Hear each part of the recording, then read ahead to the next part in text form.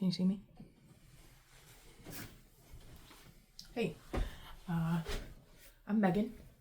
I think the last time I tried to make a YouTube video, Charlie the Unicorn was popular, but I am going on a journey to try and make a new project, and I figured I would just bring you along with me, and this video will be a crapshoot. We'll learn the ropes of YouTube as we go. So, I have plans for a follow-on YouTube video that I will make a very valiant effort to do well, but in the meantime, this one's gonna be fun. So, let's get started.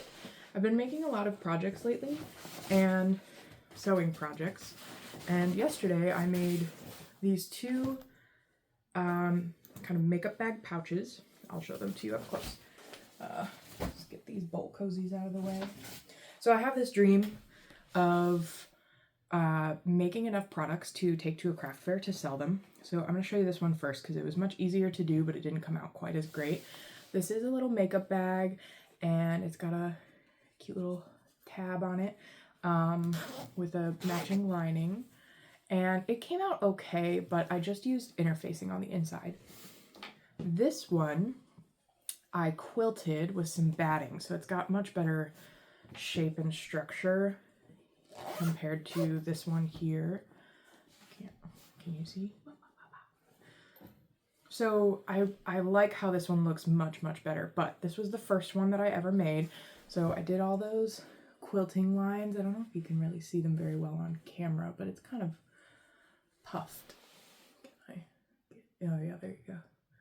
There we go. She's cute. I like her. She also has a cute little pull tab and a lining that matches. However, I just ordered a bajillion, sorry, my craft room is still a huge mess. A bajillion 10-inch squares. So I have this stack here of 10 by 10-inch squares, and these were 11 by 7, I think. So I'm wondering what end shape they would come out as if I tried to make them with a 10-inch by 10-inch square. I have not found a pattern. I've not followed a video. I'm just going to give this a shot and bring you along for the journey with me. Now, my tendency when I'm making something for the first time just to test it out is to use fabric I don't like as much, because then fabric I really like is not ruined. So I'm going to start with this red color because I don't like it very much. Some of you might. It's got kind of little gold sparklies on it there. I have several other colors of this fabric that I love, like this blue with the gold is just gorgeous. So if this goes well, I will make more with other colors. I have no clue what shape it's gonna come out as.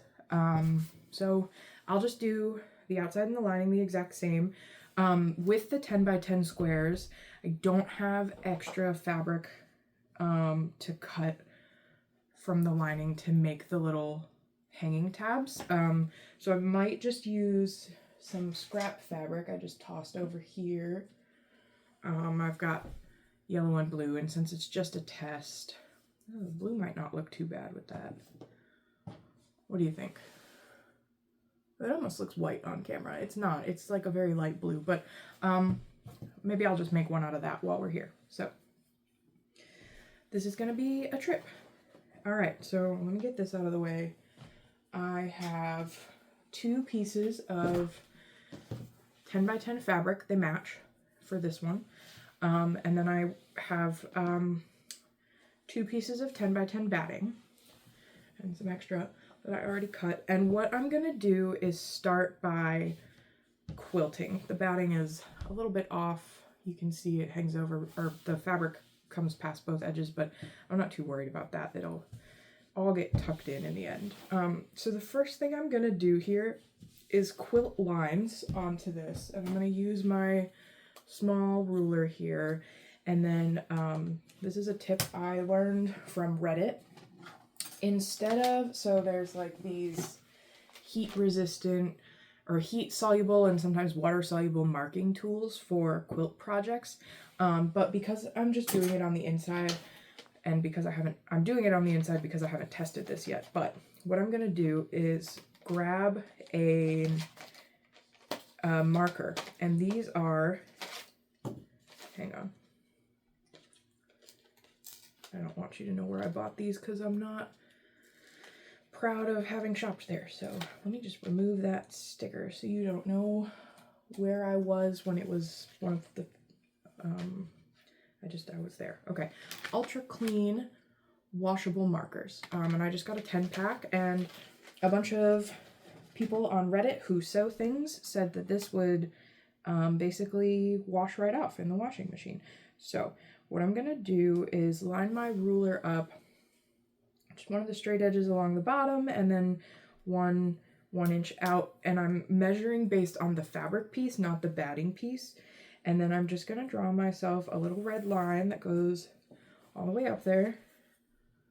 I don't know if you can see that. Let's see how well moving this goes for me. It's kind of faint, but it's right here under my finger, so you can see the red line. Now I'm just gonna place my ruler. I'm gonna place, here's the 1 inch line here. I'm gonna set that line right on top of this red line and line it up straight, and then I don't have to do too much thinking. I can just trace my next line, and I'm going to do that all the way across both of these pieces. It would be cool if this worked out, because so when I was thinking about wanting to do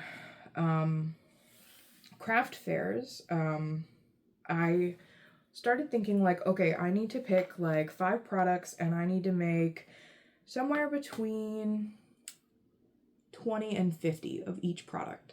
And I had this really cute idea for what I was going to call a kitchen set, and it was going to include 2 bowl cozies, which are these things you just saw here. It holds a little bowl, and it's got Wrap and Zap on the inside, which is a batting that you can put in the microwave. And so then when you heat up your food, this doesn't get hot, and you can just pull it out without burning yourself. And I made matching pairs of those. These actually use some of the blues and the blacks with the fabric that matches this red, because I really love these colors. And then I've also been making some hot pads. So here's one that just used 2 pieces, but this one used 6 pieces of fabric, and I have a diagonal version of this one somewhere. Here it is, that I made. So these actually are currently listed on my website as a set of 2 hot pads for $12, and they both have cute little hanging hoops, and the yellow color flower fabric is really cute. So I'll post a link to my website in the description of this video, and if you're interested in those, there is currently 1 set for sale for $12. Probably plus tax and shipping. I actually haven't sold anything through this site yet, so I don't really know how it works. In case you can't tell, I'm new at everything I'm doing right now, so first purchaser is kind of a guinea pig, but once I get the first one figured out, you know, hopefully it'll be smooth sailing from there. And if this goes well, clearly I don't like the colors, so this one will be for sale too.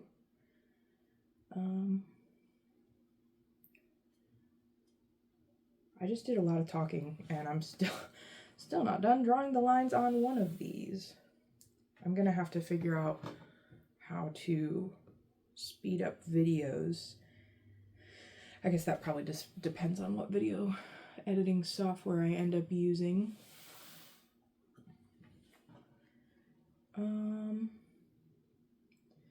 You know what? I'm realizing, they use 4 pieces, not 2. So I need to quilt 2, but then I need 2 more lining pieces as well. So I'll have to pick another color to go on the inside here. But I will finish tracing these lines first, and then we will worry about that afterwards.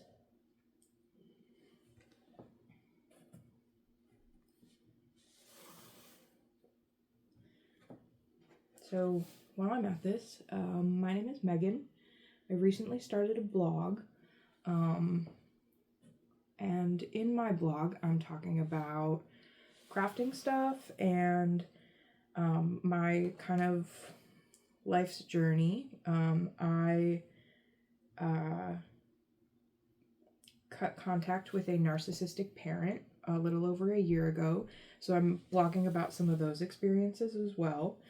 And then I also had this idea recently to kind of celebrate a personal holiday every single month of the year. When the Christmas decorations came out, I found myself getting like really excited, and I wanted to figure out how to bring that energy into every single year of the month. And so what I did is I picked a word and a kind of decor scheme for each month. So in November, I'm kind of leaning into the months that are already there. So November, naturally, I picked gratitude, and the design scheme that I used, I did not actually lean into what was there. I went with blue and white porcelain because it's something that, like, I think it's cute and fun, and you can buy quite a bit of stuff right now, but also, excuse me, it's not a thing that currently shows up in the way that I decorate my house, which is one of the key things I was really looking for in picking these design schemes. And then I'm kind of setting myself up a prompt station, and then using those prompts to find ways to connect with other people and talk about the theme that I'm focusing on for the month. So in November, I had a gratitude station, and I had a box of cards you can write to people. And at one point, my goal was to write one card a day to tell somebody why I'm grateful for my relationship with them. But I was also trying to not pressure myself too much because it's been a hard year and a hard couple of months. And so what I really wanted was this to just be fun and not be a thing that adds more stress to my life. So with the cards, I ended up only writing one for the month of November, but the person that I gave the card to was really, really appreciative. And so I think, I'll kind of try to keep up the tradition of at least one card per month. Let me pick out some lining fabric, and then I'll continue this story here.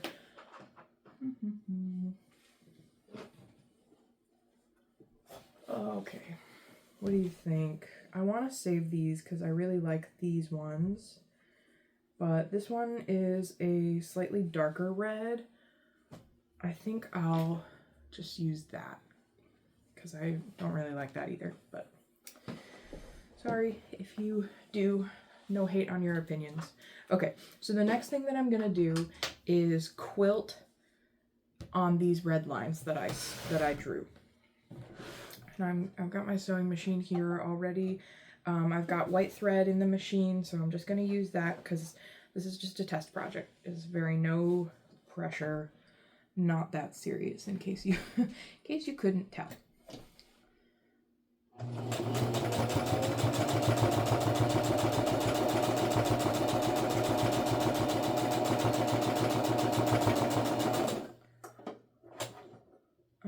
I probably could pin this, but I hate pinning things, and I have some clips, but I'm lazy. And now that I have one stitch down, I guess last time when I did this one here, I started in the middle and worked my way out, but I just did the left one without thinking about that, so I'm just gonna work your left, my right. I'm just gonna work my way to the left, your right. Just ignore me.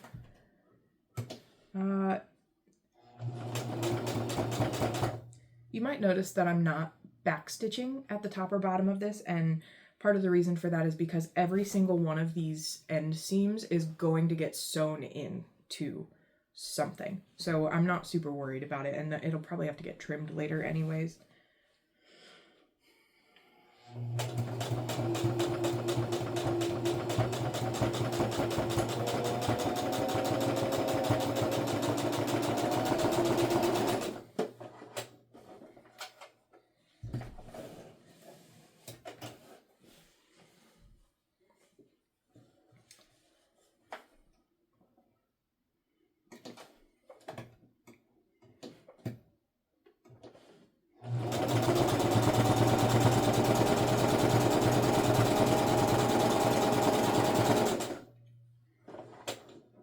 you have any guesses as to what shape this might be?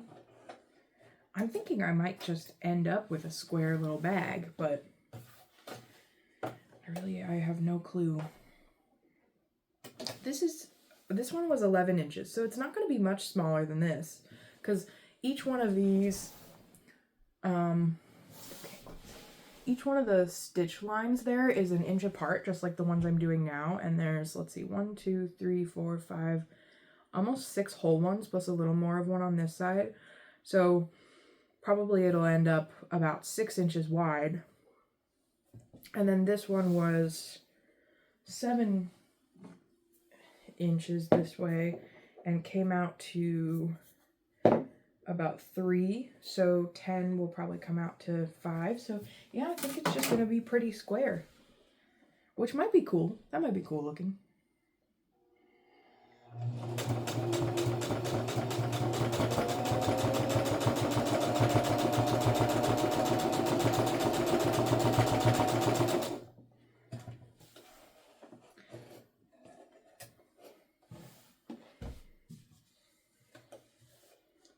Oops. So what happened here was I accidentally just pulled my thing out with the needle down at the bottom. And usually if that happens, then my thread will nest on the bottom of my fabric, which means the thing that I'm sewing on the bottom side of it, all of the thread will get bunched up and tangled and stuck. And usually the only thing you have to do to solve that problem is rethread the machine. So I am just going to preemptively rethread my top thread here so that I don't have to worry about it and pull it back out if it gets messed up, and should be good to keep going now.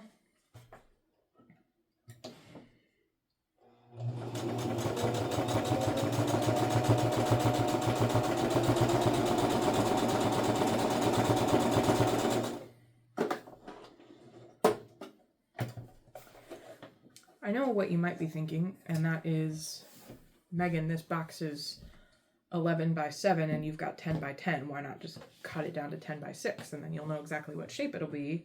It'll just be a slightly different size. And I say to that,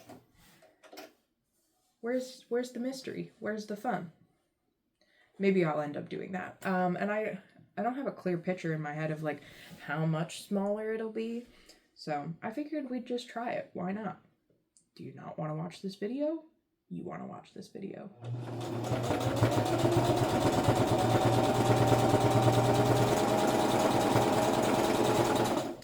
I really hope you can actually hear me from over there. You're not that far away, but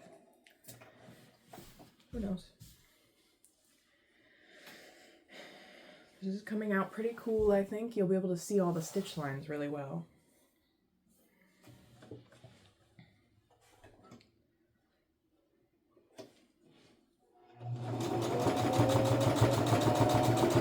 Can you hear me if I talk while I'm sewing this?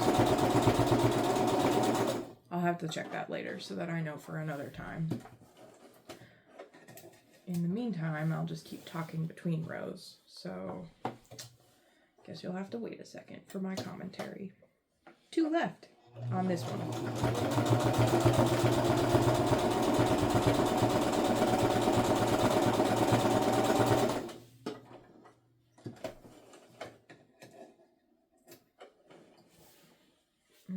Just gonna turn it around here and go the other way. Usually I do that at the halfway point of something, so I've been stitching this way, but now I've only got one little piece left and it's this last red row, so I'm just gonna flip it around and stitch just the last one so it hangs off this side of the machine instead. That just gives me it's a little easier to work with that way.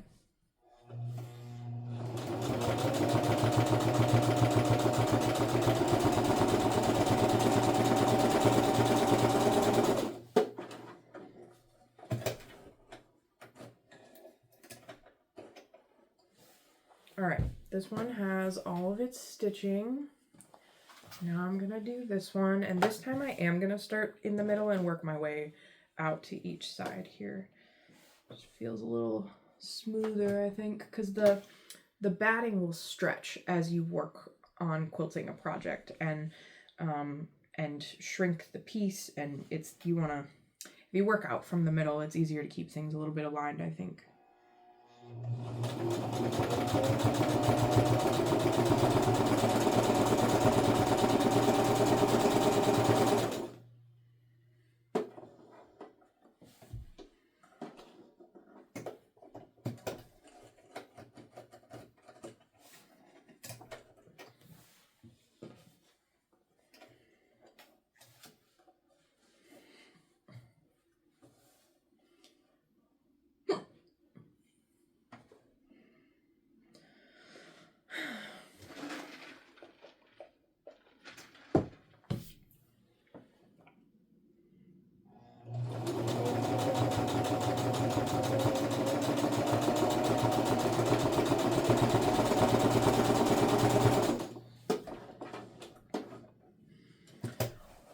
Last night when I made the first one of these, and then I sent my best friend a picture of it, and then we had a conversation about how long it took me. It was about an hour, because I tend to be a pretty fast at things kind of person. Hang on.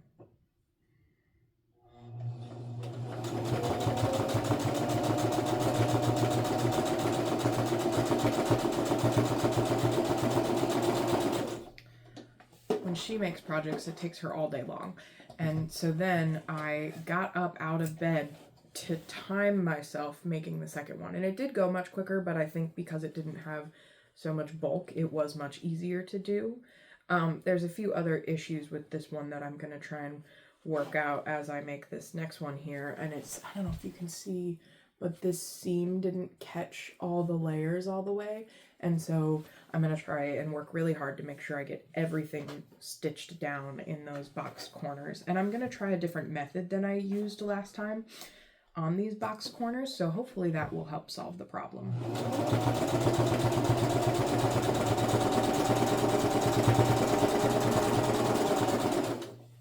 I watched a video from a YouTuber to kind of learn how to make this boxed makeup bag a little bit, and she said that the way that she boxes corners is really different than the way she sees most people do it, and she thought it was easier. For me personally, it was not easier. Well, I guess I haven't tried the normal way, so I'll be able to tell you at the end of this video whether or not that was easier.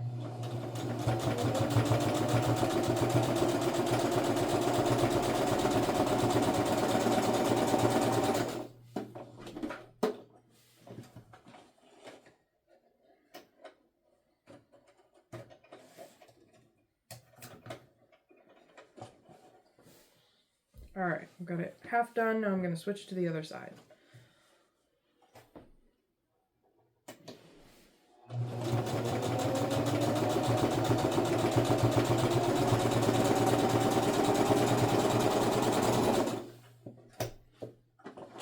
Always lift your needle before you pull the threads.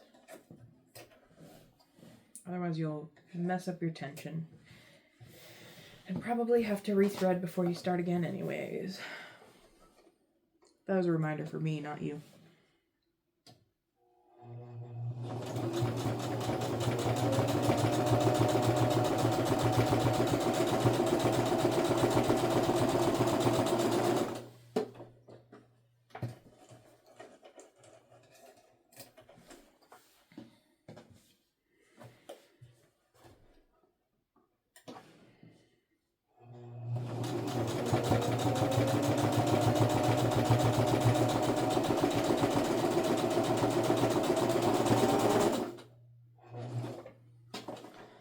This is a great idea. I mean, trying something out on camera for the first time, maybe not, but trying something out that I'm curious about, that I haven't really seen other people do, you know.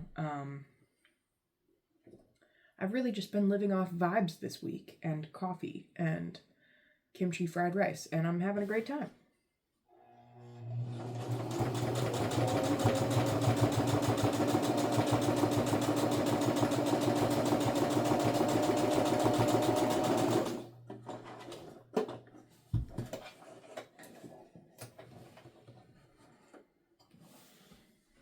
Alright, now I have two fully quilted pieces, and I'm sure you can see all these extra little strings. I'm going to go in with my tiny thread scissors.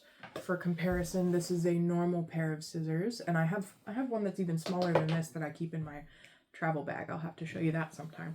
But I'm just going to use this to snip off all the extra threads at the end, just so they're definitely out of the way and they don't get sewn so that they're somehow sticking out to the front of the bag. I'm going to do it at both ends, all the way along both sides of the fabric.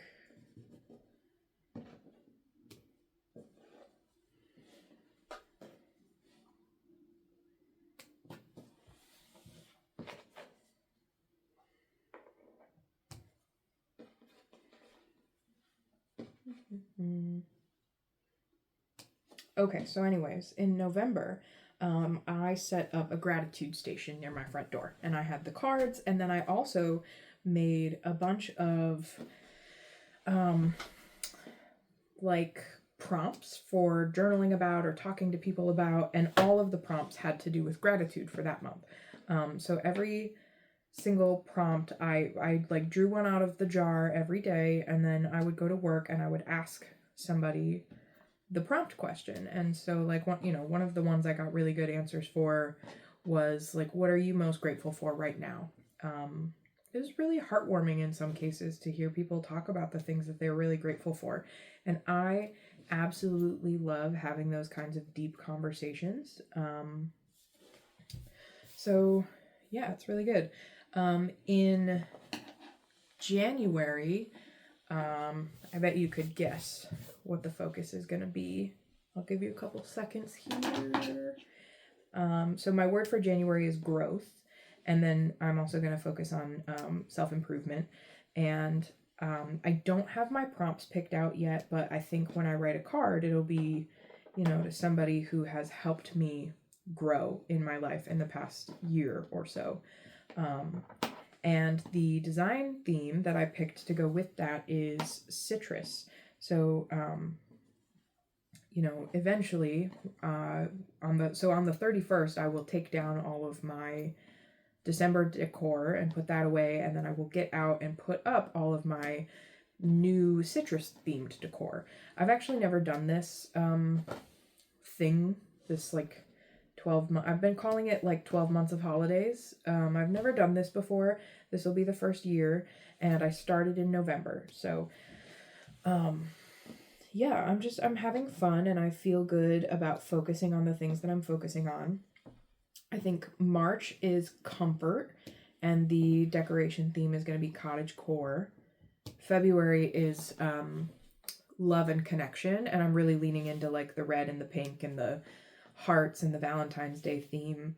I've been really into like candy hearts as a decoration lately, so I'm super excited to make some like little candy heart themed bags. I bet I'll be able to get some candy heart fabric, and I might make a couple of candy heart stickers that say fun little things on them that are not what candy heart stickers normally say. So here's all the extra thread I cut off of there, and I keep paper bags behind me here, so I'm just going to throw that in the trash there. Now, I've got 2 quilted pieces, so that's my outside. I've got 2 pieces that are just by themselves. That's my inside. And then what else do I need for this? A zipper. This is my box of zippers, and because I am just testing it out here, I'm gonna use one that I maybe don't love quite as much.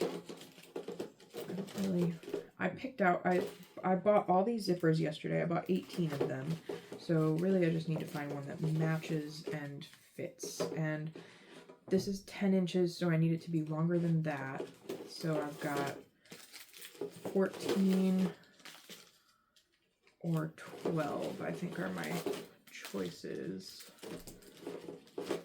Because all of these ones are 9 inches or 7 inches, and I don't really want to go that short, but I'm none of these match very well. And I'm hoping this works out and I can just sell them. So there's like a light blue, a dark blue, a purple, and a pink. So I'm not going to use any of those, which means I might have to use one of my fancier ones. And this one is also 9 inches. And it's just not gonna, well, actually, if I keep the stopper, so, okay, let me look at these other 9-inch ones I have.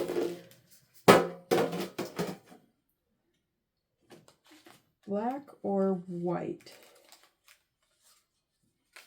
Black. I'll just do black. Okay. We'll see.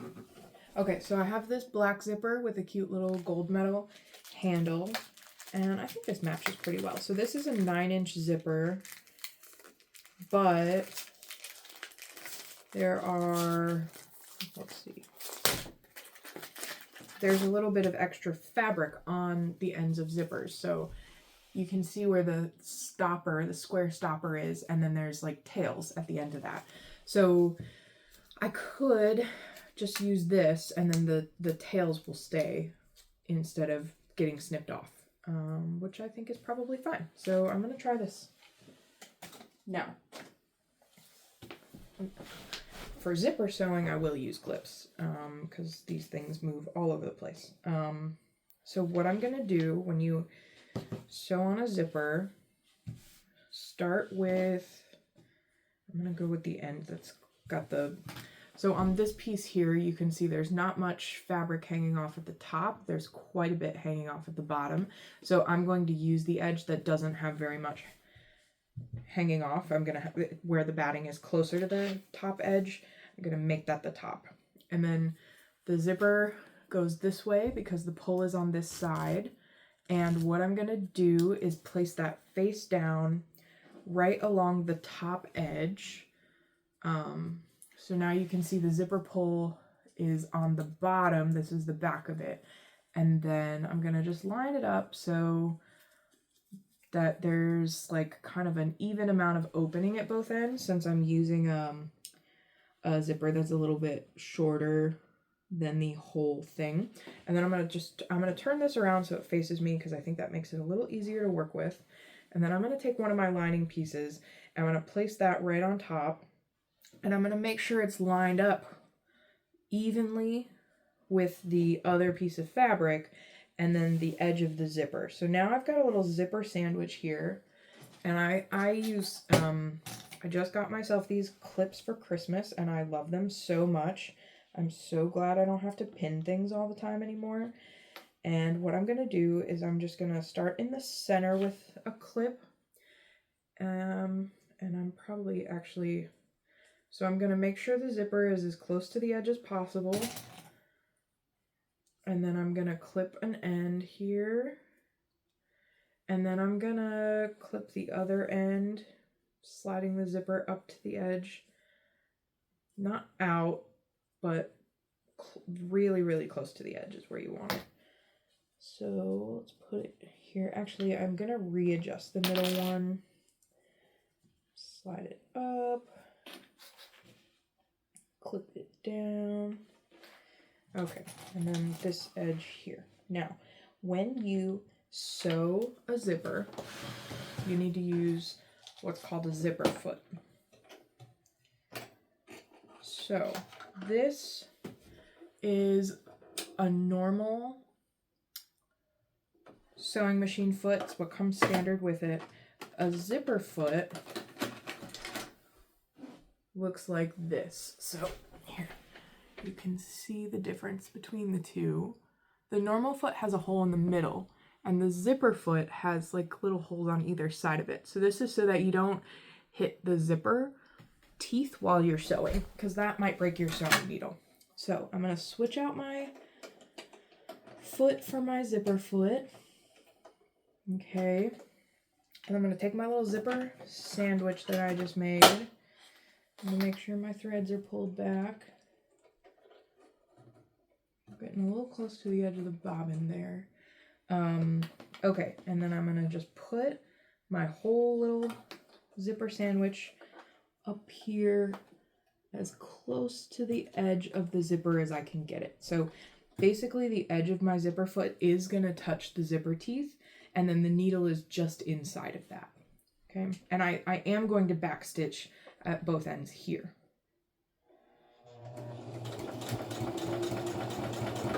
And when you sew a zipper, you just want to go really, really slowly to make sure you're catching all the layers, nothing moves around, you don't hit the zipper teeth. Zippers, you want to be slow and careful. And that's not my MO, so if I'm telling you that, you should do it. And you just feel, because you can't see the zipper, you want to just feel where it's at and make sure you're not going to hit it with your needle.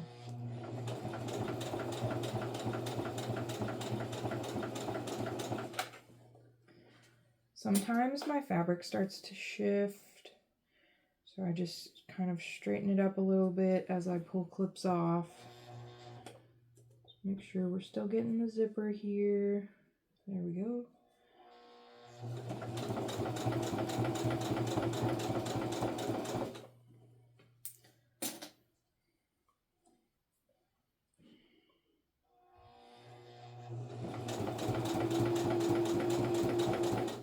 Okay, I'm getting pretty close to the edge here, and I don't want to hit the zipper. So what I'm going to do is just kind of lift this sheet, the middle sheet up, pull the zipper back past where I've already, oh, the needle's in it. So past where I've already zipped, past where I've already sewn, okay?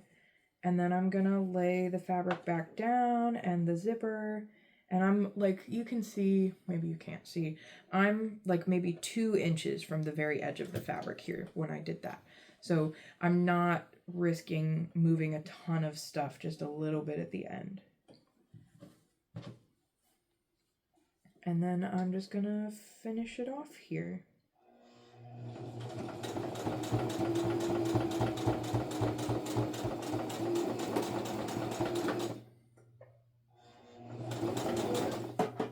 All right, so now what we do is we lift the lining fabric up. I'm going to pull the zipper back shut because I think that makes this a little easier, and kind of hold it by the zipper so that both pieces of fabric fall down.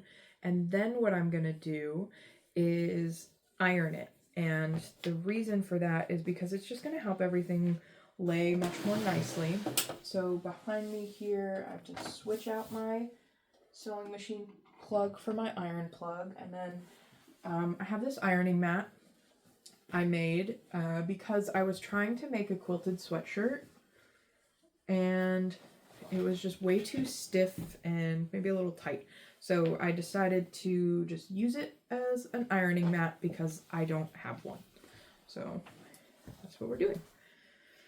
Now I'm gonna start with the lining side because I think that is a little bit easier. I lied to you. I'm going to start with, yeah, nope, I did not lie to you. I lied to you when I said I lied to you. My iron just sits here. It's already got water in it. I've got some water bottles on this bookcase next to me with extra water in case I run out. And what I'm going to do is, now that it's laying flat, so the zipper's over here on this side, I'm just going to tug on the lining a little bit so it's as straight off the zipper as possible. And then I'm just going to press down, and I'm not going to press for very long because this metal zipper doesn't seem to like the heat very much. I mean, it's fine. Metal on metal is not a sound I typically sit around enjoying. So I'm going to do the same thing with the front. I'm kind of, you can see right here, you probably can't, but I'm using the iron to hold the zipper so that I can tug on the front a little bit, and then I'm going to press just so we get nice, straight, crisp seams here. All right, and then I'm going to switch my iron back out for my sewing machine. I'm gonna get this guy out of the way, and I'm going to put a top stitch, ooh, it's a hot zipper. I'm gonna top stitch all the way along this seam right under the zipper, and that'll help keep the lining and the top part together when we're working on the next steps. So I'm going to turn my machine on. You probably don't need the zipper foot for this, but I'm just going to keep it on there because I'm going to need it again in a minute anyways. And you kind of want to try and get, you want to get as many of the 3 layers now as possible, so the zipper's in there too. So I'm going to just top stitch it.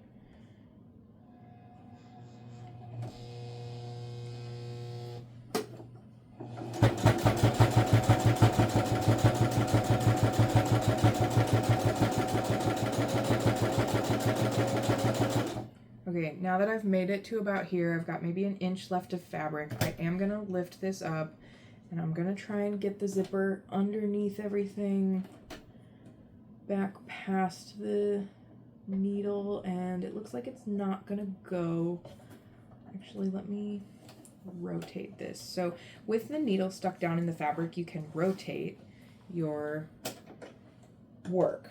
So I'm just going to rotate so that I can unzip, and then I'm going to rotate back and put the foot back down and just finish it out.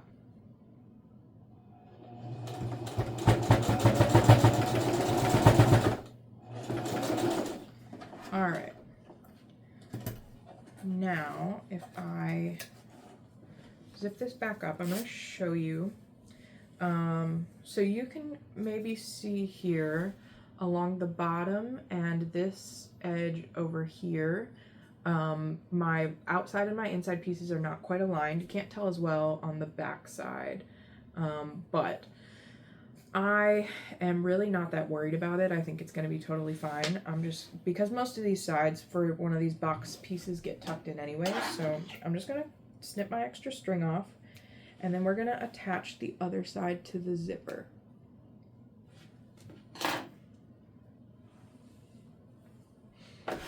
So when we do the next side, we're going to put the other piece of outside material down first, and then the zipper goes, you know what, I'm going to check for the batting, and I have that backwards. Zipper goes face down, so you end up putting your fabrics right sides together. So you can see this is the one with the stitches on it, and there's the zipper pull on the end there on this side of the fabric. So I'm going to put that face down with the zipper lined right up against the bottom, the top edge, and I'm going to put it so that that end is near me because it's, again, a little easier to work with.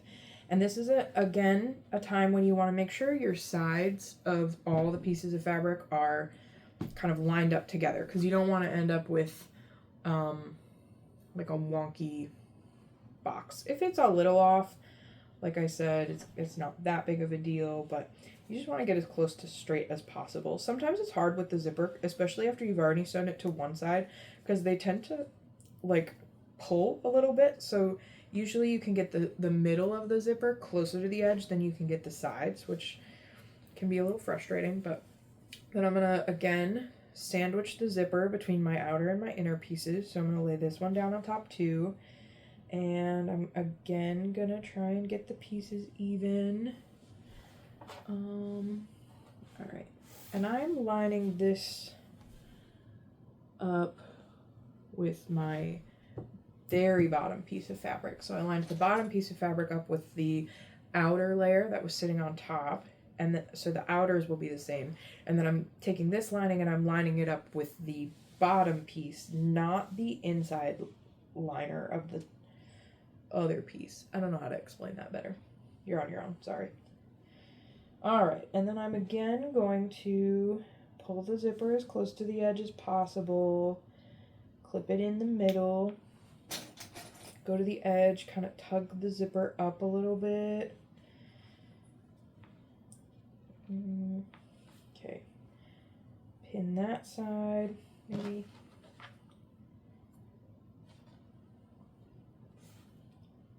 Yeah, all right. Just pin it, pinch it, clip it, bop it, and then the other side as well. Now, this time, I'm starting on the end of the fabric that has the zipper pull, so I'm actually just gonna open it a bit right away. Let's just...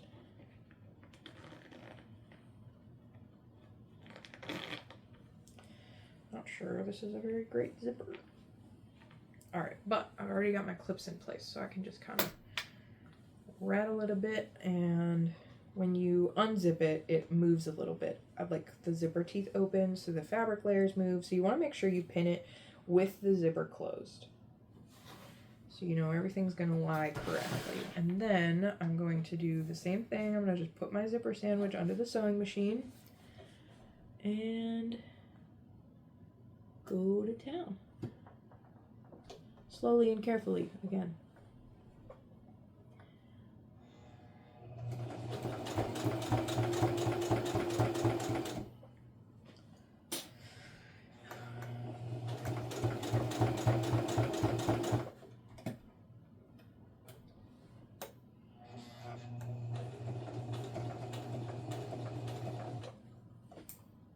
Alright, I'm reaching the zipper pull, so I'm going to go back in there now and zip it shut.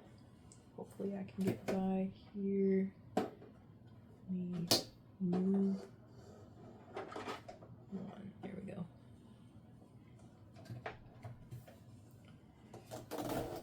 Alright, I managed to shut the zipper through there, so now I did rotate it a little bit for that, so I'm just gonna give everything like a little smooth out before I put my foot back down, feel around for the zipper, and I'm actually going to turn my piece a bit and manually move the needle once, because I don't really like how close to the outside edge it is right now. I'm gonna turn some more, actually, move the needle again.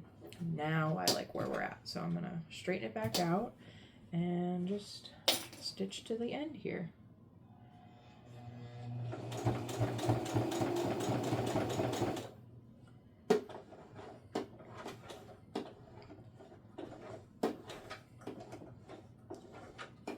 Do whatever you gotta do to make this work. Zippers are hard business.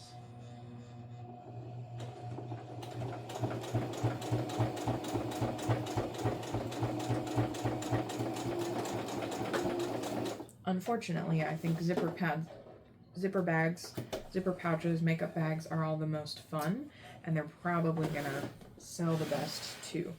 So now I'm gonna do the same thing again. So I just picked it up by that lining piece that we just attached to the zipper, and then there's the outer piece here. So I need to iron this. I need to iron this one, and then top stitch this one down too. So I'm going to switch my sewing machine back out for my iron, and fortunately my iron doesn't take very long to heat up, so that's good. Doing good here. Alright, so I'm going to go face down and start with the inside lining again, because that seemed to work pretty well for me here, so we'll just do it that way.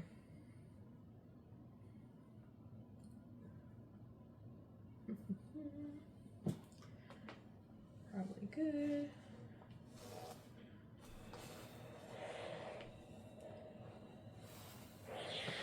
Alright, and then flip it over, and I'm gonna kind of tug this down a little bit, and I think that it's gonna come out pretty nice. I'm gonna give this a second to cool, because that metal zipper got kind of hot before, and then I'm gonna work on this little pull tab that it's not really gonna match, but I think it'll be fine. So when I make a pull tab, I'm just taking this scrap piece. I think it's a perfectly fine size already. I haven't measured it. Let's see. It is about 3 inches by 7.5. And what I'm gonna do is fold it in half along the short edge, so hot dog style. And then I'm going to iron it on that crease.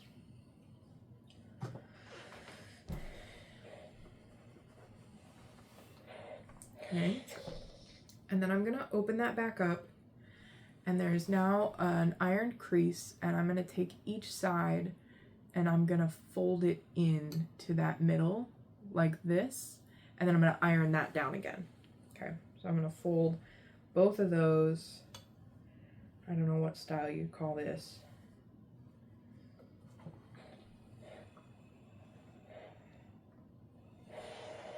double hot dog. Okay, now I have those two pressed down. I'm gonna fold it back on that center crease again, and I'm gonna press it shut. I'm gonna iron it shut one more time. So now it was like this, and it's folded in, and then it's folded in again. And it's hot. And it's hot. Alright, let's get this out of the way. I'm gonna switch the iron back for the sewing machine.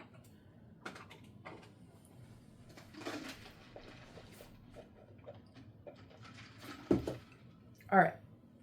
I think since I'm here, I'm just gonna get this guy done real quick. And what I'm gonna do is just stitch down both long sides of this piece. So I'm just gonna do 2 straight stitch lines right down each side. Oh, I'm gonna get rid of this zipper foot because I don't need that anymore. Put my normal foot back on. All right, and then I'm gonna do, it's like a really, really tiny amount of space from the edge that I'm making these stitches, but to tell you what the actual measurement is, I have no idea because my sewing machine plate, it doesn't seem lined up properly, and I don't actually know how to read it. So a very little teeny tiny seam is what we're doing here.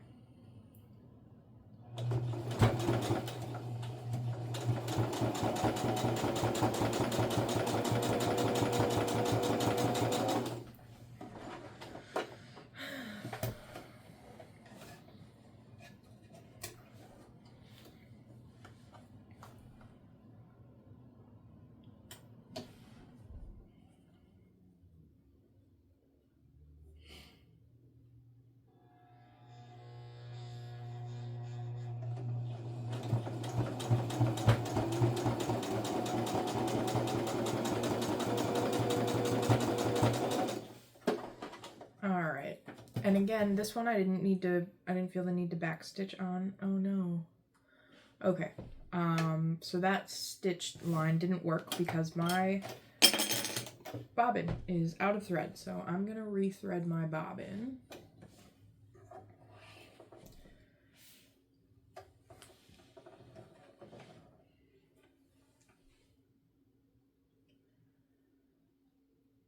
And I don't feel the need to backstitch on this either because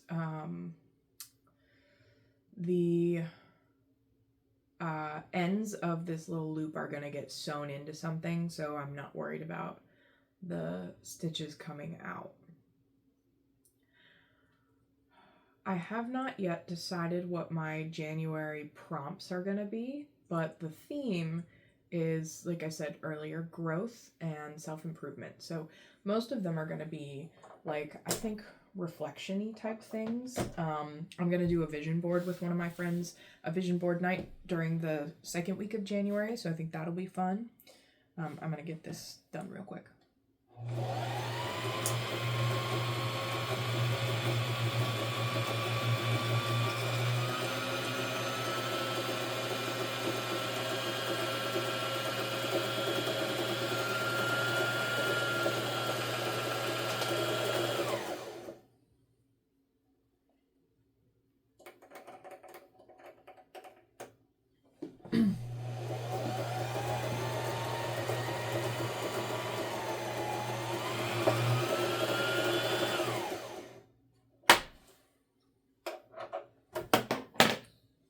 Alright, bobbin is rethreaded.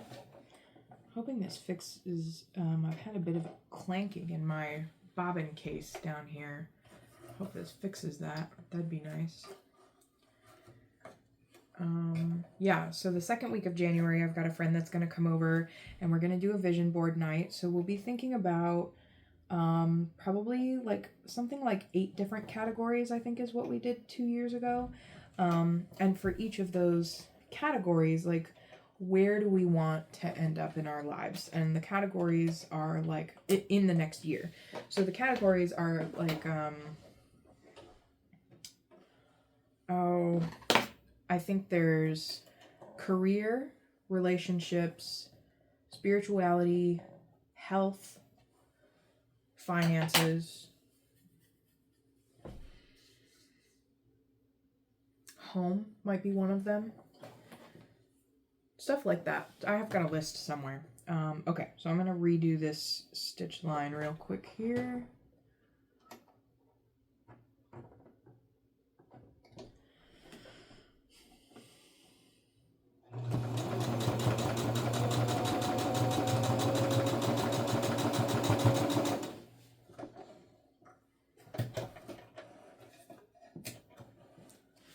Alright, and then I'm gonna trim all the little extras off both ends of this thing. I don't know if you can even see what I'm doing here, but all the little extra threads.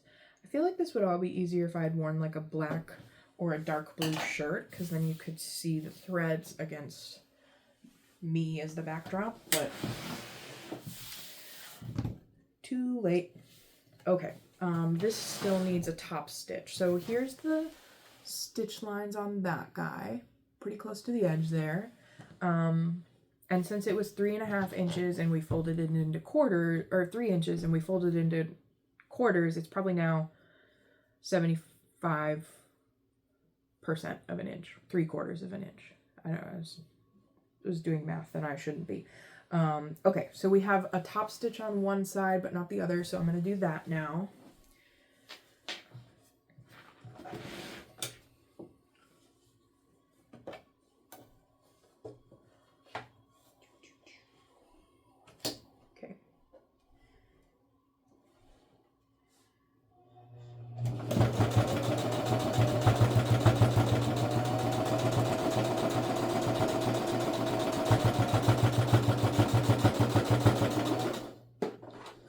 Alright, now the next thing that we do with this is take the, well, I'm going to trim these extras off first, and I think we also trim the extra edges of the zipper, so I'm going to grab that too here. And we're a little wonky, but I'm okay with that. It'll be fine. If you had a longer zipper than your fabric and you're cutting through the zipper teeth, which is totally fine to do, just make sure you use a different pair of scissors. Because fabric scissors, if you aren't already familiar with the concept, are like only for fabric, because pretty much anything else you cut them with will dull them really, really quickly. So these green ones are my fabric scissors. These, nope. I have a lot of pairs of scissors down here. These orange ones, which used to be my fabric scissors, but then at some point got used for something else, are now my zipper cutting scissors, because they're not as sharp. Okay, so now what I'm going to do, this is laying flat, and you can see with the quilt lines that I've got the top side up, and the zipper opens this direction. So I'm going to take the top layer from both sides and put those together, and then lift it up all the way so that the bottom layers land together, and then I'm going to lay it down on the table like that. And I'm going to pin the end seams and then sew a line through each of those, okay? So I'm going to line them up as best I can here, and I'm going to clip them.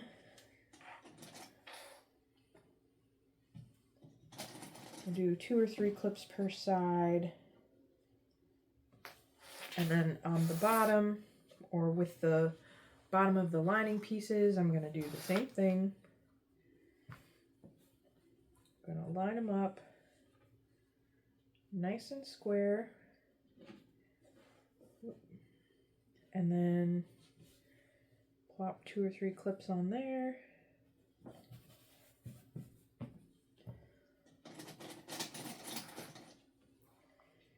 And I'll just start by stitching the lining, just because I think that's going to be a little easier. I've got a bit of a decision to make about the outer edges, and I'll explain what I mean by that when I get to it. So I'm just gonna, okay, this is the outer pieces that are quilted. This is the lining. I'm just gonna stitch all the way down this edge here. And I am gonna back stitch.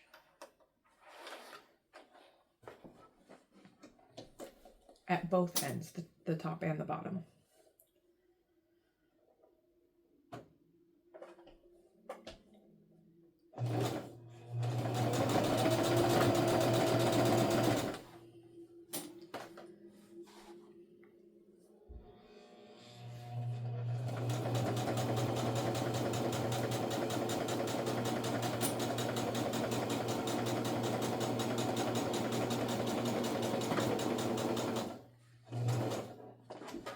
All right, that one's done. Now, when I talk about having a decision to make on the other side, what I mean is there's so much space from the edge of the fabric to the start of the batting on both sides that I could either stitch just through the fabric, or I could shorten it quite a bit and stitch through the fabric and the batting. And I think what I'm going to do is just stitch through the fabric for this one. I don't really know what that's going to do to the project. I think on this bag that seam is tucked all the way in, and so I'll have to come back and do more stitching there later anyways, and I'll have another decision point. Maybe it'll just be a little thin in the middle of the bottom. I really don't know.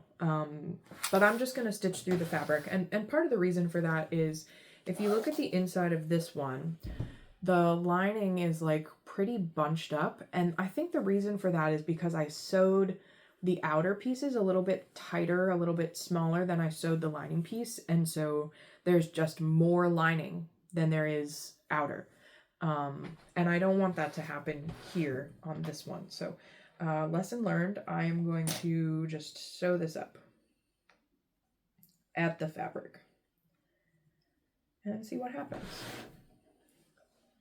One way to find out, right?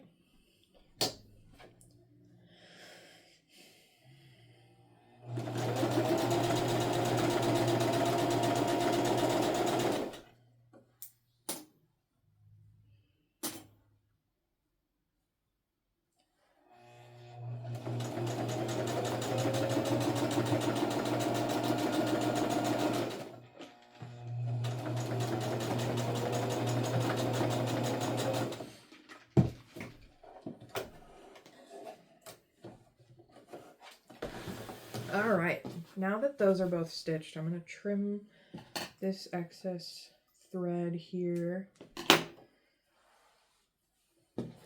And this one too.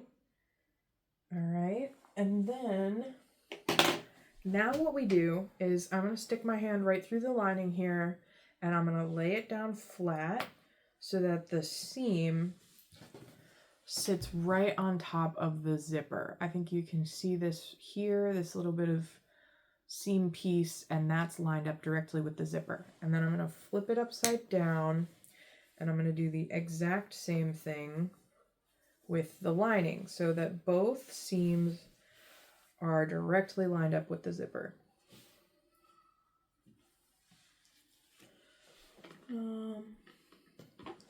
Okay, then I'm also going to switch the sewing machine out for the iron.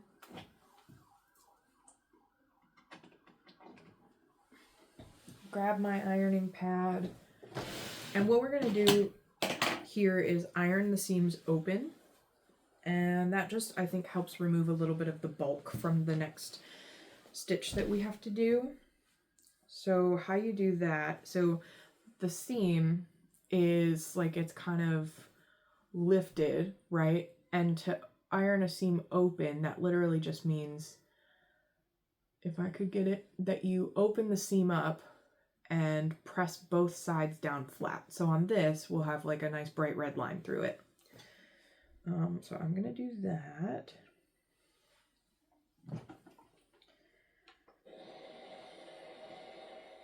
And I don't have my edges exactly lined up right now, so with the zipper, so I'm just gonna try and do just the seams first, and then later I'll come back and kind of press these bowed edges down, so we got a nice flat line that tells me exactly where I'm supposed to be lining things up and sewing at. And then I'm going to flip it over and I'm going to press this seam open too. And actually, having just sewed on the fabric instead of the batting makes pressing this seam open much easier than it was before. So now that those are both pressed open, I'm going to make sure that this is definitely lined up with the zipper, both seams at both ends. We got zipper and seam. Now that that's done, I'm just going to go ahead and press right along these seams here. And I am going to flip it over just to make sure I get these ones really good, because I don't know how well they'll get sewn through the batting. But now they're done. And the next thing we're going to do is sew along both openings. So these are the bottoms, they're closed. This is an opening. You can see the zipper inside there. And I'm just gonna scoot the zipper back about halfway, maybe 3/4, because we will also eventually need to get into the zipper. And then I like to put the little pull tab on the end of the zipper where the zipper would be opening from, closing from. So this one I did, this one I followed the instructions, this one I made my own choices. And they weren't all great, but here the bag is closed and the zipper is at the opposite end of the pull tab. And I think it's just easier to sew the pull tab on that way. So I need to find my pull tab, which is here. And what I'm gonna do instead of, okay, so there's another bit here. So this is the one where I followed the instructions, and you can see the pull tab is like kind of crooked is maybe not the best way to describe it, but versus this one where it kind of faces one direction basically. And the way that I did that, and I'll show you because I'm going to do it that way again, is you take this and you kind of push in the middle and bring the ends together, and then you overlap them. So what that does is it kind of makes it face a specific direction, and in the case of the zipper bag, it will face the zipper. Whereas with this one, when you lift your bag up, your bag's actually going to be sideways. With this one, your zipper will be facing whatever direction it's probably not that big of a deal, but I prefer when they lay this way, so I'm going to do it this way. And what I'm going to do is I'm going to find the end of the bag where the zipper is closed, and I'm just going to tuck this directly in there with the zipper, and I'm going to clip that down through all, and I'm going to sew through all of the layers here. So the lining, the outer, the zipper tab, in order on this side, it goes lining, zipper tab, outer,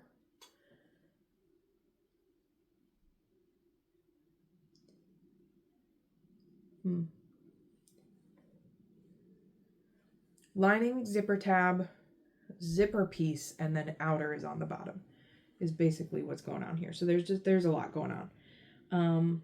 So I'm going to clip all that into place, and then I'm going to clip this corner because I'll start at the other end, and those should be good. And then on this side, I'll go this way because it's just easier to have things hanging off the left. So I'm just going to check one more time, make sure all my layers are aligned, and then clip those down. And then clip at the bottom because I'll start at the top. And then I'm going to sew this side first so that the zipper tab stuff is out of the way. So I just switched my iron and my sewing machine. Get the ironing pad out of here. Turn this guy on.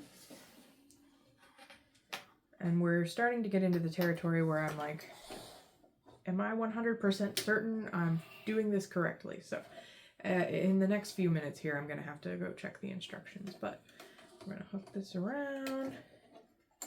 I'm just rethreading my machine because my needle, again, was partially down when I pulled the last thread through. So I just want to make sure I'm not going to get some nesting and ruin. Not that nesting really ruins the project, but it just kind of hurts the quality a little bit. So I just want to make sure we don't have any of that going on. So I'm going to take my sandwich, my fabric sandwich, and I'm going to give a pretty good seam allowance here because I can always trim it off, and I'm just going to go for it.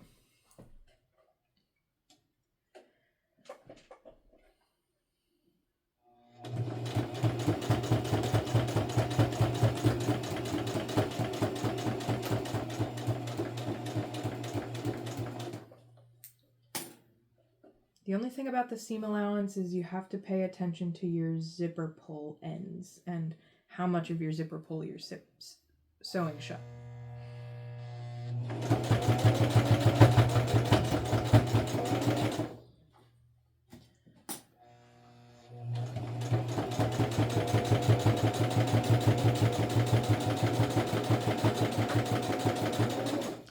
am doing a good long back stitch on these seams. Before you sew your other side, make sure your zipper is definitely open at least part way, because you'll need that open to be able to get everything turned the right direction later too. I'm just gonna snip this now.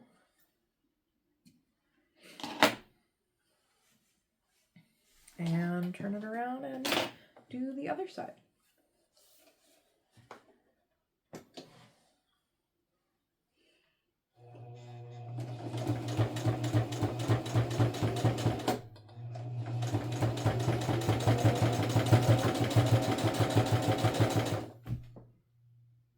Yeah, I messed up. That's fine though. There's a way to make, no, wait.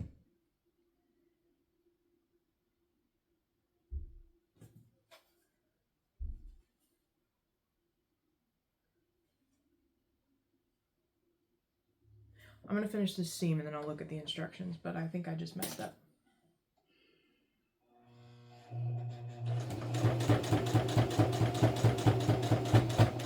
I definitely messed up because I sewed the lining all the way shut. So I'm going to have to rip this lining seam open. You're supposed to leave a gap in it. Oh boy.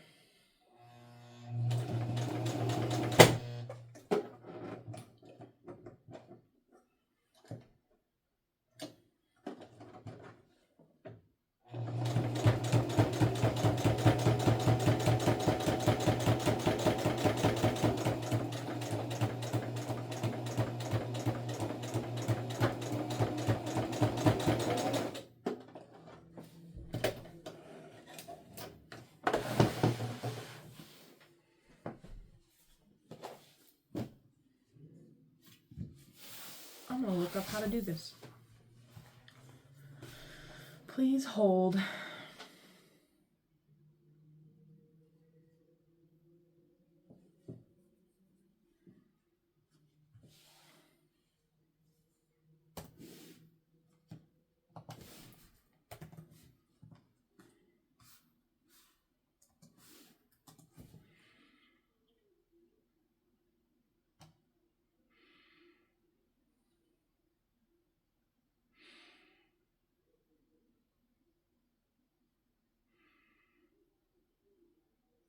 Okay.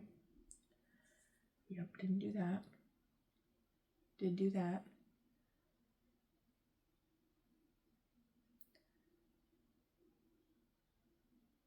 Did not do that. Shit. Okay. Just gonna take a stab in the dark here and hope this works. But normally, you have to, instead of those two seams we just stitched, I'm not gonna rip them out completely. I think I'm just gonna try and fix it a different way. Because I could rip it out. I don't like doing that. I'm lazy. All right, let's rip it out. I really want to see how well this bag is going to turn out, so I'm just going to rip the seam. And this is a seam ripper. You can see it, it's got like a little hook on it. If your sewing machine probably came with one if you have a sewing machine. And I'm trying to think of the best layer to go in at here. So I'm going to go in between two of the lining pieces and just get that seam ripped right out on, and I'm gonna have to do that on both sides here.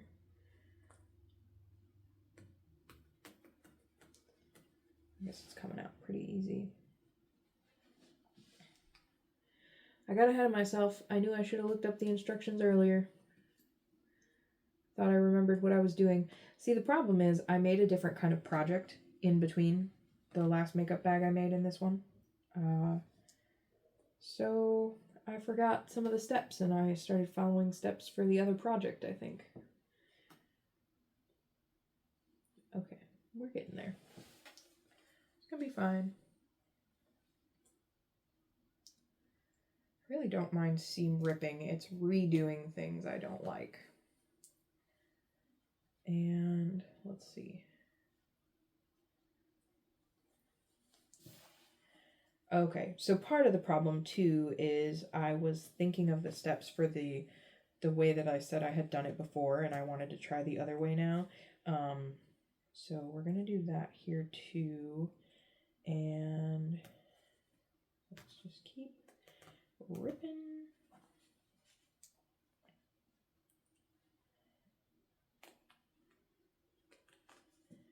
So I'm gonna actually follow the different steps too here.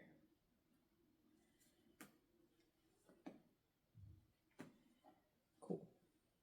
Okay. Now when you rip a seam, sometimes you get all these little stragglies. I'm gonna clean those out first. Sometimes the best way to clean those out is with a piece of masking tape or painter's tape or a lint roller. You just stick it on there and pull it off, and it should grab all those little threads and pull them out with it. But you can also just kind of pinch and pull them and they'll come out. Not get all the way there. Okay. Uh-oh. Yep, that's the stitched edge. Okay.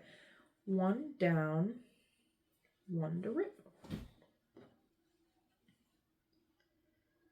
Let's see.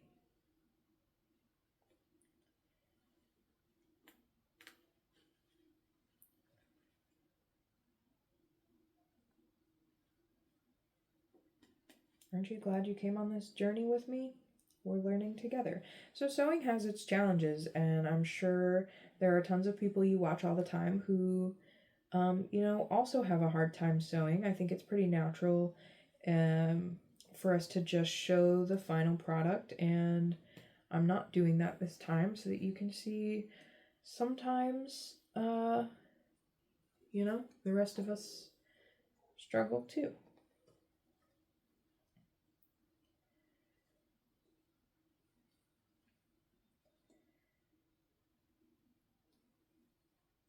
Sometimes I watch a video tutorial and I think, oh wow, that thing only takes 15 minutes. And then I start doing it and I find myself having to like pause the video every 5 seconds. And then I realize, oh, it doesn't just take 15 minutes. That's just the part that they showed us. And I feel a little frustrated by that. Like I just really want to know how long the thing's going to take. So you are getting real full-time video take here. I'm recording currently, so I haven't edited anything yet, but I don't think I'm going to cut anything. And I'm going to tell you that that's because I want you to see that blah, blah, blah, everybody struggles, sewing is difficult and sometimes frustrating, but I think the real answer is just because I'm lazy and I don't want to edit an entire video. So if you're still here an hour and almost 20 minutes in, thanks for putting up with my bullshit. Can you swear on YouTube? Guess we'll find out.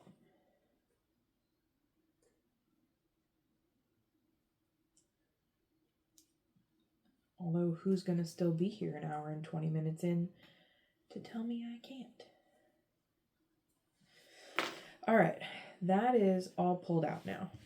And while I'm at it, I'm going to pull out some of this lining seam too, because eventually I need to be able to turn this thing inside out, and the lining seam is how you do that. So there's 2, 3, 4, 5, 6, 7, 8. Let's go a little more than that. So you need to be able to pull everything through this hole. The entire thing you're going to turn inside out right through this hole here. So you want to get enough space for that. And normally you'd do this while you're sewing it. You would just leave the gap right in it. You wouldn't go rip it back out later because that's going to add some weakness to your threads. But I think I'll be able to fix that later because you have to re-sew this shut anyways. So now, better keep this instruction video open.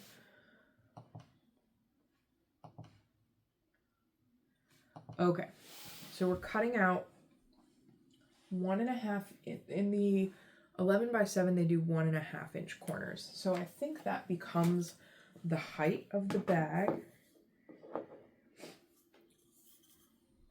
So the bag is 3 inches tall because they cut 1.5 inch corners. You cut two 1.5 inch corners, you sew them together, that makes a 3 inch seam.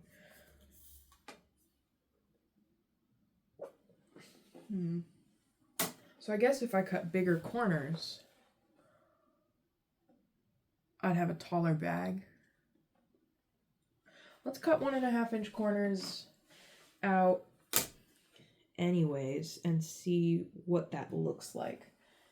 And then we could experiment later with different corner sizes. And I'm again just going to use my red marker, and I'm taking this ruler, so it's got all the measurements on it, and I'm lining the inside 1.5 and 1.5 up with the edges of my fabric, and then I'm just tracing a little box around the outside of the ruler. It's nice and easy. And then doing that all the way around.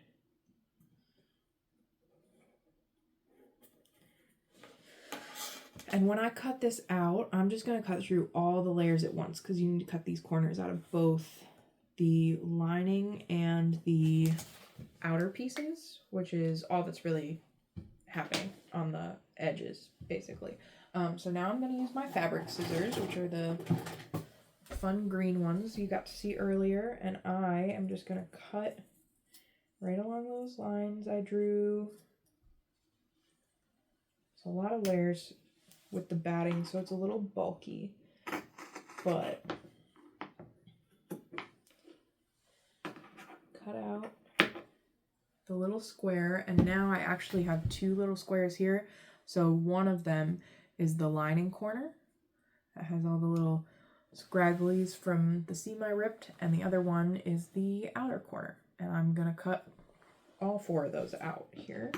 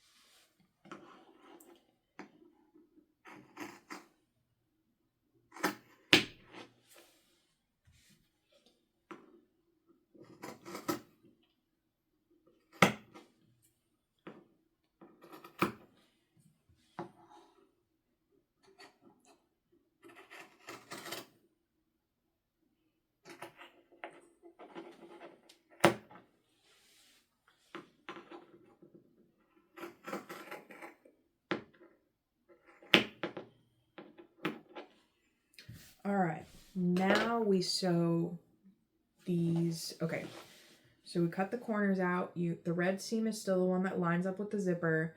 Now I'm gonna sew along these outside edges. So it's the same edges I sewed last time with the little zipper pull on the inside, but they don't have the corners in them anymore.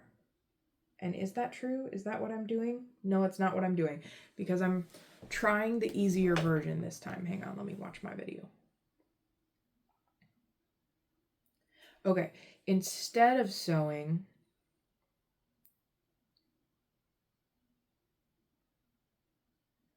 everything,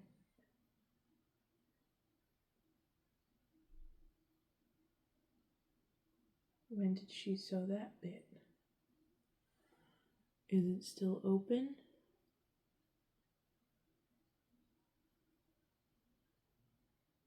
It must not be. Okay, I don't know if this is right, but I'm gonna fold these down.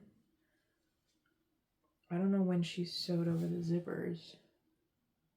Hang on, let me watch.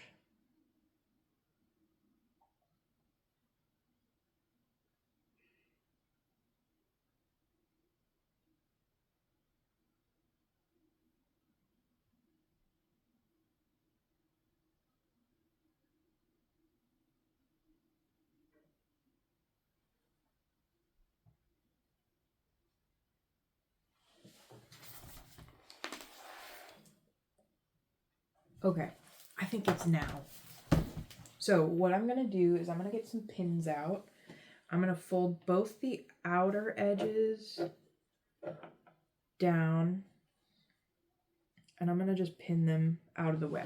Okay, so at one side, looks like a little Christmas tree, I have folded my lining edges down. This is just my outer.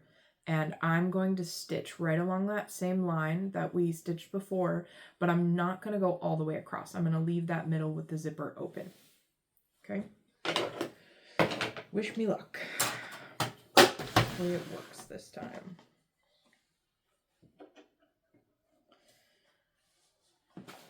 I don't know if this is the right thing to do, but this is what I'm doing.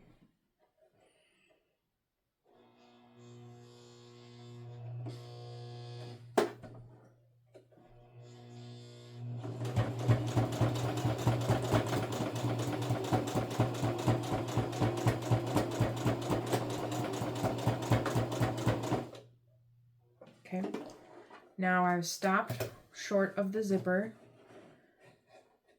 Okay.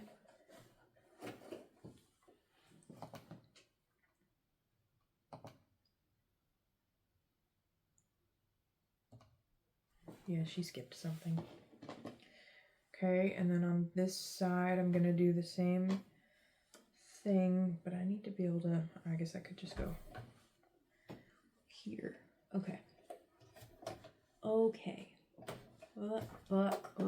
Did it again. Okay.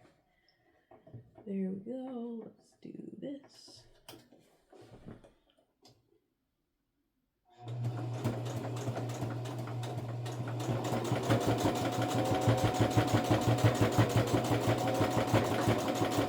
All right. Now, I think I'm gonna do the same thing on the other end with the folding the lining down out of the way, stitch up to it, and then skip the zipper and stitch the other side of the outer.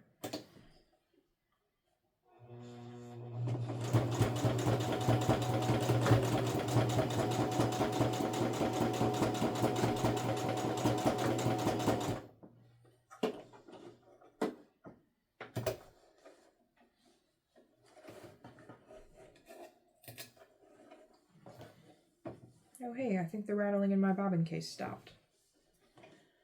Okay, let's get this guy under here. Okay. I'm confused, but hopefully it just works out.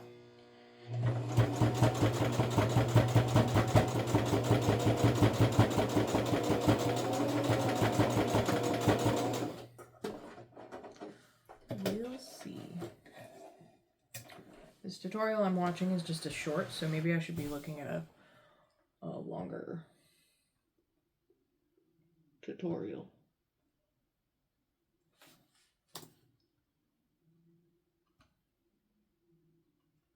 No, I didn't like that one.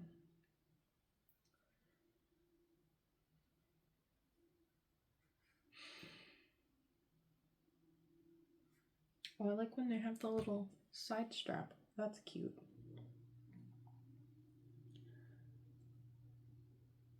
Yeah, this one's not gonna. Okay, I'm just gonna keep going. So now I'm gonna flip it over. Oop. Chill out. I'm gonna fold the lining down. The outer down. Sorry. I'm gonna fold the outer down, pin that, and stitch the linings shut. I think that's what I'm doing.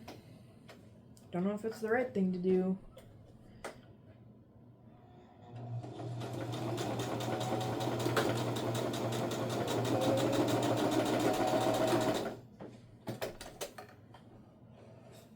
Okay. That guy.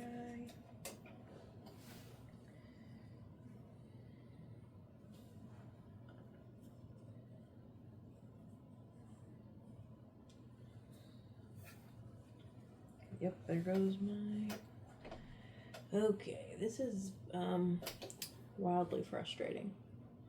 I don't know what the hell I'm doing here, but hey, we're in it together now.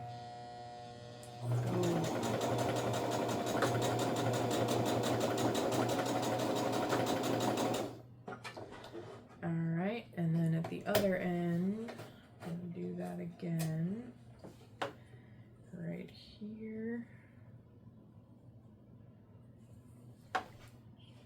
Just be chill, man. Can you, like, forget the pin? Just kind of like fold this out of the way. Okay, that seems good. We'll just get them in here.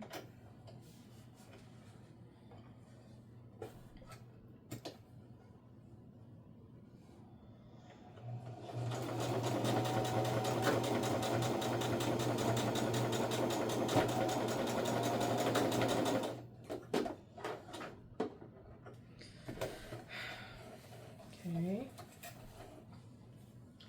And then the other lining side, I don't know if you can see what I'm doing, but I've stopped using the pins and I'm just folding the outer edges out of the way because they're so thick that pinning them up is kind of making them, it's like too much bulk and it's distorting the under fabric.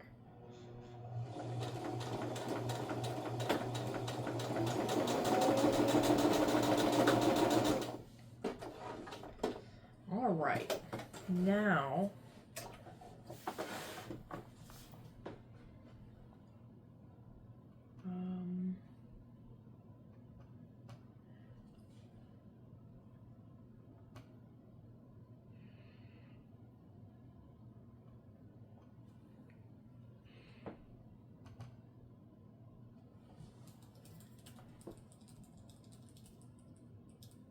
one second.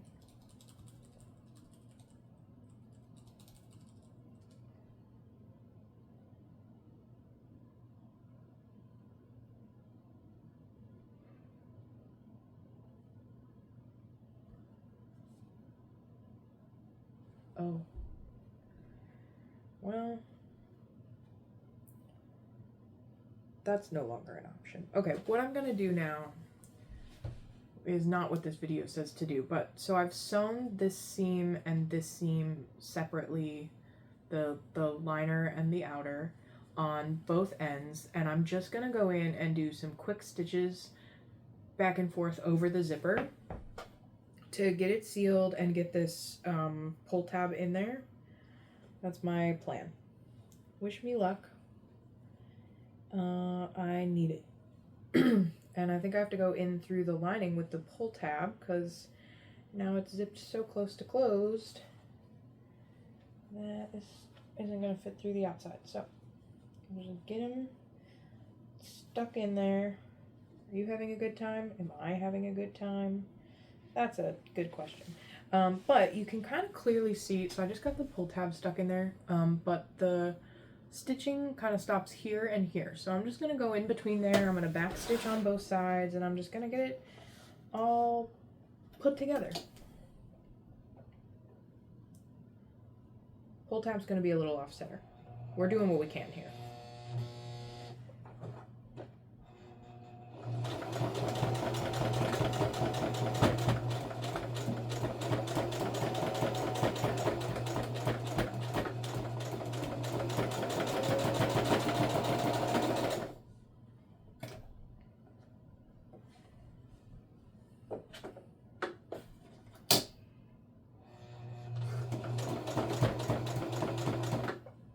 All right, one side is done and the zipper is in there.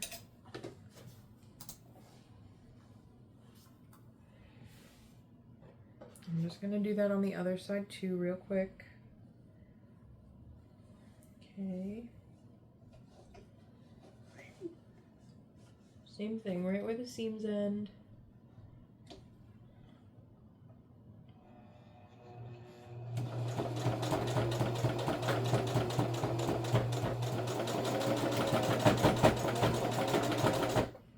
Alright, now what we do is I'm gonna trim all these little stringies first because I got a lot going on here.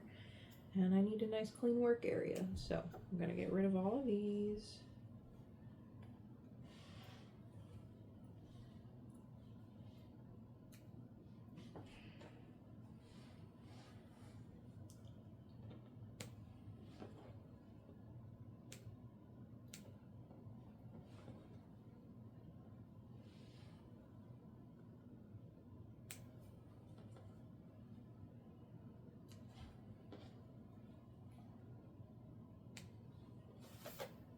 Okay, and on this side, there's also a lot going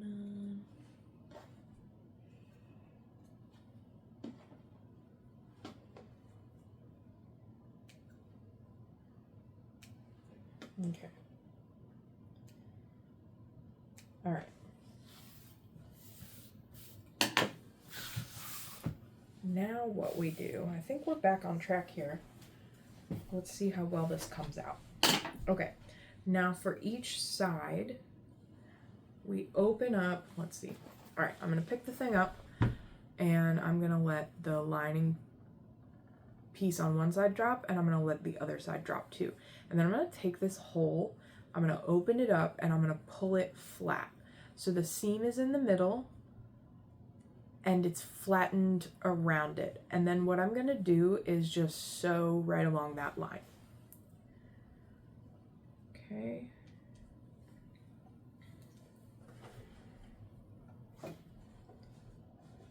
I'm just gonna sew it shut, and I am gonna backstitch here too.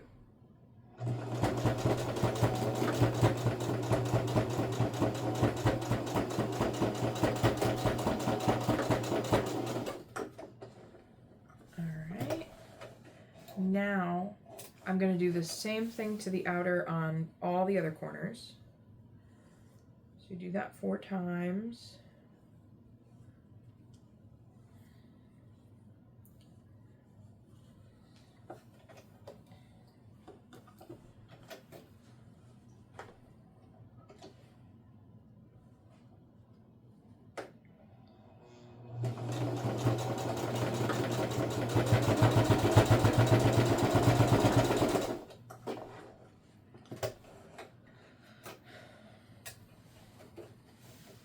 Oops.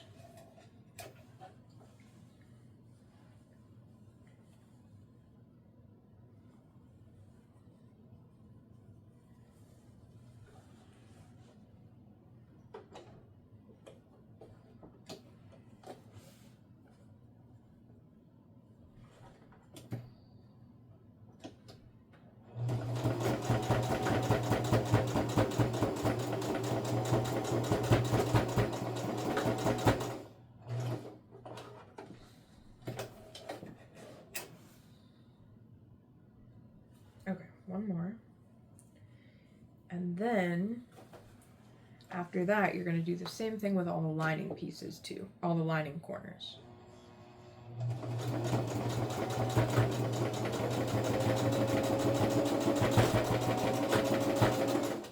And I am just going to double check real quick to make sure that I got all those corners stitched shut, and I clearly did not. So on this one, I was stitching from this side and I totally missed the lining piece. And the reason I'm checking that is because this bag, like I said earlier, I didn't quite get the corners caught all the way, and that's exactly what's happening here. So if I turned this inside out without checking that, I would have corners with holes in them.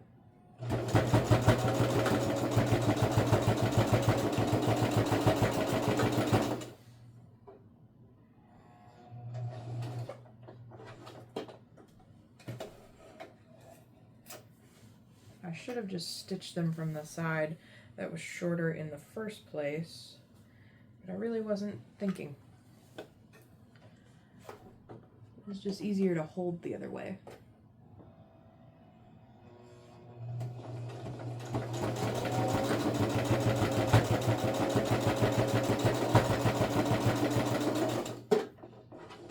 So here I am resewing several corners. This has been a project full of rework, and I hope that helps you feel more comfortable tackling a sewing project for the first time, because all of us, even those of us, like I've been sewing quilts all year long for over a year now, and several other things, and I still mess up all the time. Just, you know, keep going, you'll get there.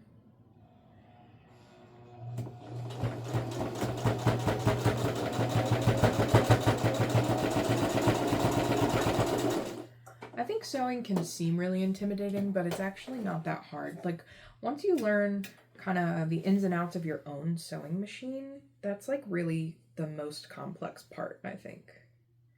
Okay, got that one, got that one, got that one, and got that one. Yeah, we're good. Hang on, I just need this plugged in here.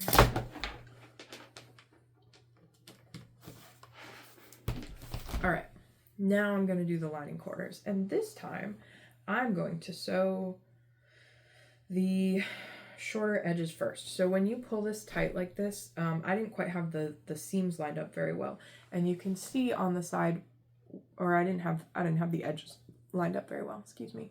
You can see the side that has the seam on it tends to fall a little shorter, and I was stitching from the other side. So if I stitch with the side with the seam on it up, I should not miss any spots. So I'm just going to do that. That's my plan. Should have done that with the outers, but c'est la vie or something.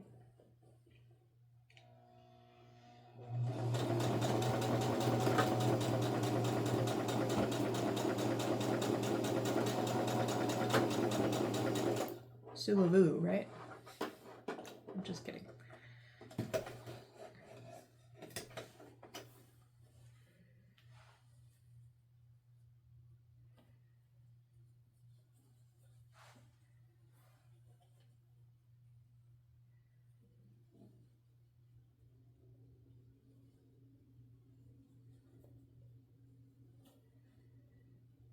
I need to decide what to have for dinner. Currently 6:30, and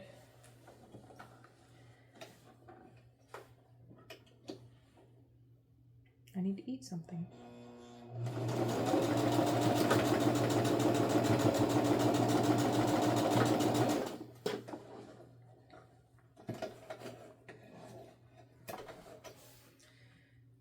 Two to go.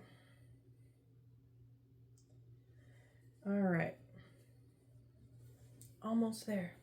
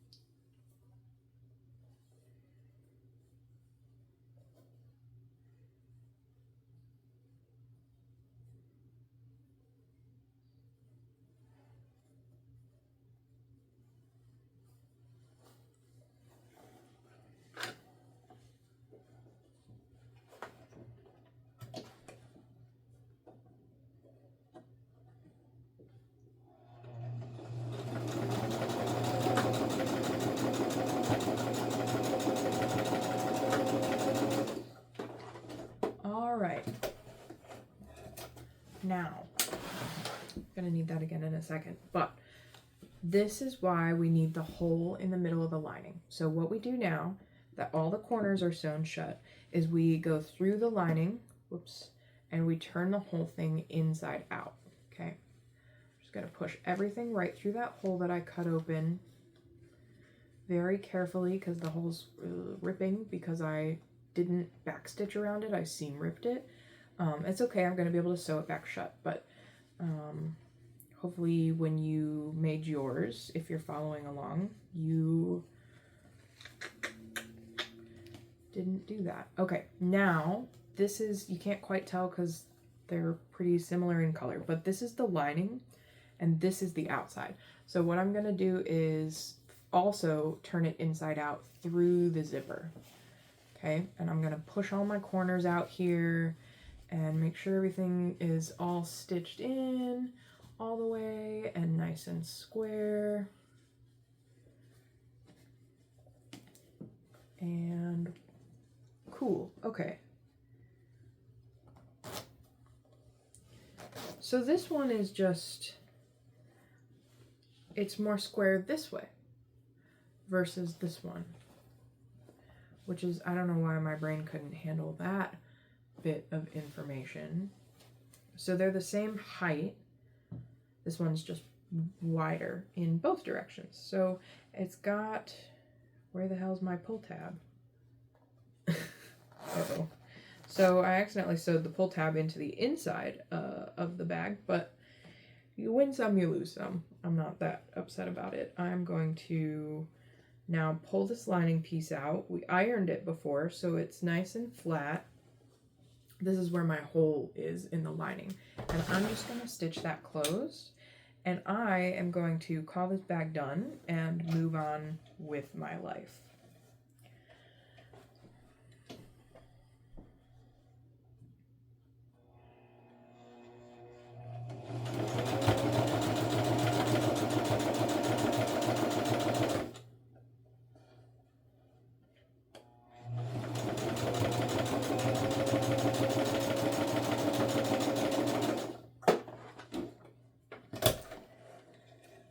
Alright, that's it. Look, I made 2 perfectly fine bags yesterday. And today you just saw me totally mess this up several hundred times. So, you know, I hope if nothing else, this video gives you a little bit of confidence that you can get into sewing too. I do think this bag is kind of cute. I don't hate the big square. It'd make like a nice little, like, if you had another gift to give someone, you could put the gift in this bag, or like if you have a ton of makeup, like it almost kind of folds open pretty nicely. I think I will make more with the 10 by 10 square, and when I do them, I'll make them taller. So when I cut 1 inch, 1.5 inch squares out of the corners, I think I'll try, you know, I think that's where the height comes from. So I think I'll try bigger cuts there and see what that gets me. This bag's done. Here's the inside with the pull tab that's supposed to be on the outside. And here's the finished view of it. It's, you know, it's not the worst thing I've ever made. So, and I learned a lot of lessons along the way. And I hope you did too. Thanks for joining me. Okay, bye.